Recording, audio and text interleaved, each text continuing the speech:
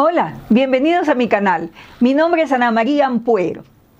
El día de hoy continuamos con el capítulo 14 de Apocalipsis. Bienvenidos. Y ahora vamos a mirar los mensajes de los tres ángeles. Y hay dos grupos de tres ángeles. Dice así, capítulo 14, versículo 6. Vi volar por en medio del cielo a otro ángel que tenía el evangelio eterno para predicarlo a los moradores de la tierra, a toda nación, tribu, lengua y pueblo, y diciendo a gran voz: temed a Dios y dadle gloria, porque la hora de su juicio ha llegado, y adorad a aquel que hizo el cielo y la tierra, el mar y las fuentes de las aguas.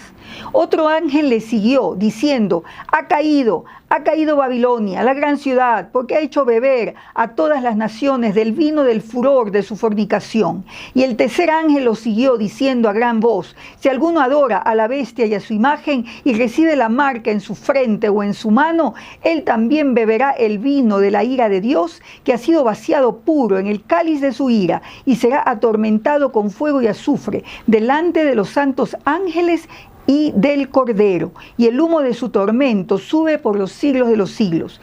Y no tienen reposo de día ni de noche los que adoran a la bestia y a su imagen, ni nadie que reciba la marca de su nombre. Aquí está la paciencia de los santos, los que guardan los mandamientos de Dios y la fe de Jesús. Oí una voz que desde el cielo me decía: escribe, bienaventurados, dichosos, de aquí en adelante los muertos que mueren en el Señor. Sí, dice el Espíritu, descansarán de sus trabajos, porque sus obras con ellos siguen. Bien, aquí hay tres ángeles con tres tareas importantes. Primeramente, nos muestra que los ángeles, o este ángel, es una visión, recuerden ustedes, que ayuda a la iglesia a predicar el evangelio. Entonces, este primer ángel es nuestro soporte y también mensajero de parte de Dios, que empuja a la iglesia a continuar con su ministerio de evangelismo, de continuar predicando las buenas noticias de Jesucristo, sea cual sea el costo. ¿Ven ustedes?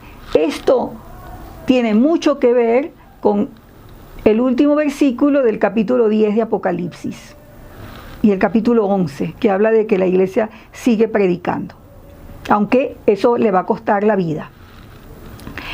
El segundo ángel anuncia la caída de Babilonia, la gran ciudad, que se refiere a Roma, ya en el contexto histórico, y puede ser cualquier imperio, realmente cualquier imperio que ha contaminado a los habitantes de la tierra, que lo ha llevado al adulterio espiritual, a apartarse de Dios. Entonces, aquí este ángel es el que contribuye, digamos, y anuncia el fin. En otras palabras, así como ya sabemos, y cuando se recibió Apocalipsis ya había ocurrido que Satanás fue vencido en la cruz del Calvario, asimismo se anuncia que estos imperios que nos distraen, que pareciera que pareciera que fueran la respuesta o el gobierno mundial o cualquier cosa de esas, ha caído. Y desde la eternidad y desde hace 2000 años ya se ha anunciado que esos imperios son temporales. El tercer ángel anuncia y más bien alerta, advierte a los creyentes de que va a haber un juicio, que el fin de aquellos que adoran a la bestia, que siguen a estos imperios, ideologías o cualquier cosa que se opone al reino de Dios, del Padre Celestial y del Cordero, tiene el destino que es el tormento eterno. el infierno.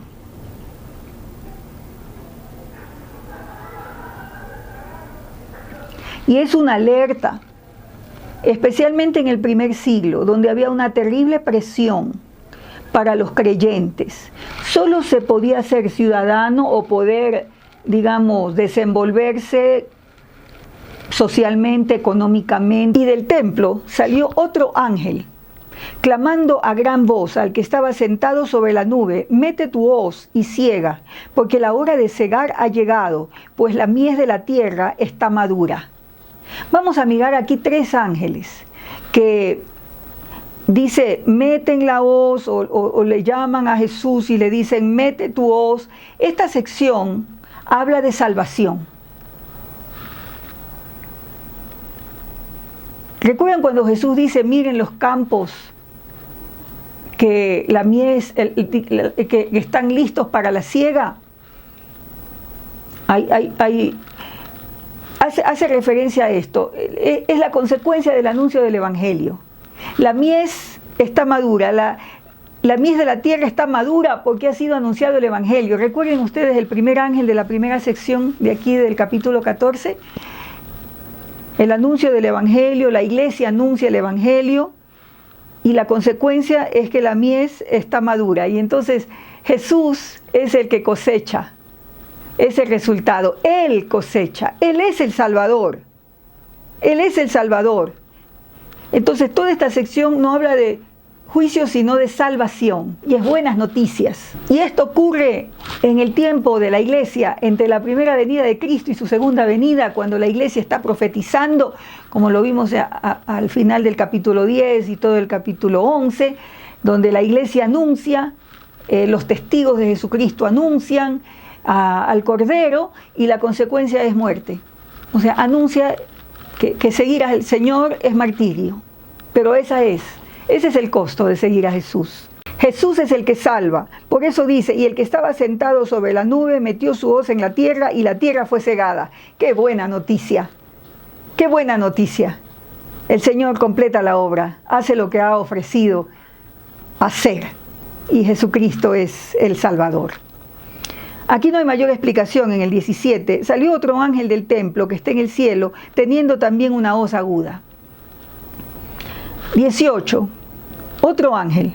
Salió del altar otro ángel que tenía poder sobre el fuego y llamó a gran voz al que tenía la hoz aguda, ¿quién es? Jesús, diciendo, mete tu hoz aguda y vendivia los racimos de la tierra, porque sus uvas están maduras. Esta es una referencia a Israel. Hay muchas referencias en el Antiguo Testamento donde se refiere a Israel, al pueblo de Dios, a la descendencia de Abraham, como la viña del Señor, especialmente en Isaías. También en Juan 15, donde Jesús dice, yo soy, el Padre es el labrador, yo soy la vid verdadera, y donde dice que no podemos hacer nada separados de Él. Es una imagen del pueblo de Dios que solamente tiene vida pegada al Señor. Somos los pámpanos, somos parte de esa vid como pámpanos, y es pegados a Jesús que tenemos vida. Entonces esto habla de la salvación, son imágenes de la salvación, de que dice, mete tu hoz aguda, vendimia los racimos de la tierra, porque sus uvas están maduras, ¿no? Habla de la redención, ¿no? Del pueblo de Dios. Dios cumple sus promesas para todos aquellos que están en Cristo. Para los que están en Cristo ya no hay condenación, lo dice también Romanos 8:1. No hay condenación para los que están en Cristo. Cuando venga el momento del juicio final, esto que leemos aquí es imagen de esa salvación para los que están en Cristo Jesús. Y el ángel arrojó su hoz en la tierra y vendimió la viña de la tierra y echó las uvas en el gran lagar de la ira de Dios. Y fue pisado el lagar fuera de la ciudad, y del lagar salió sangre hasta los frenos de los caballos por 1600 estadios. ¿Cómo es que el pueblo de Dios los que tienen la fe en Cristo, los que son de la descendencia de Abraham por la fe, son salvos, es por lo que ocurrió fuera de la ciudad. Jesucristo fue crucificado fuera de la ciudad y derramó sangre, abundante sangre. Y esta imagen es una imagen, podríamos decir exagerada, porque es una figura literaria, simbólica, que habla que la sangre derramada por Cristo fuera de la ciudad llega hasta los frenos de los caballos, o sea, hasta la nariz de los caballos, y además por 1600 estadios, es decir, hartísima sangre.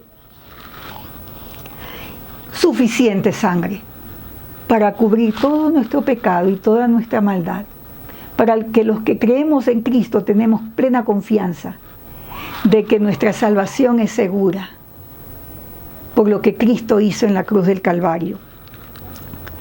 Y Jesús encarnó la viña. Jesús, judío, encarnó a Israel, encarnó la vocación de Israel de dar la vida por el mundo, y además concentró en sí mismo las consecuencias del pecado del pueblo de Dios, apartado, sin justificación, sin perdón, porque había quebrantado el pacto con Dios de tener a Jehová uno es. Como lo había quebrantado, Jesús va como el cordero sin mancha, que es crucificado fuera de la ciudad, y esa sangre es suficiente, sangre suficiente para todo aquel que cree en Jesucristo.